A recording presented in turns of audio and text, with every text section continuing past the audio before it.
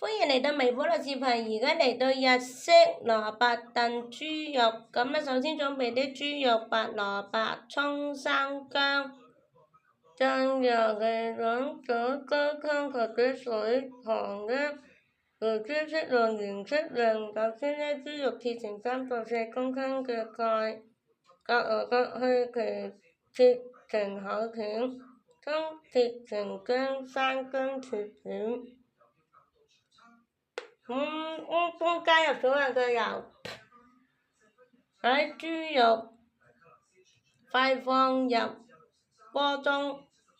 中火煎至表面微微上色，加入生薑片和葱段，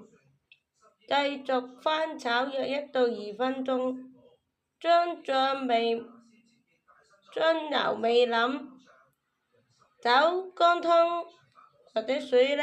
或埋糖呢，加入鍋入邊，煮沸之後呢，轉小火，蓋上鍋蓋燉30分鐘，加入白葡萄，切好嘅白葡萄加入鍋入邊，繼續燉呢約20到30分鐘，直到豬肉同埋蘿蔔變得軟嫩。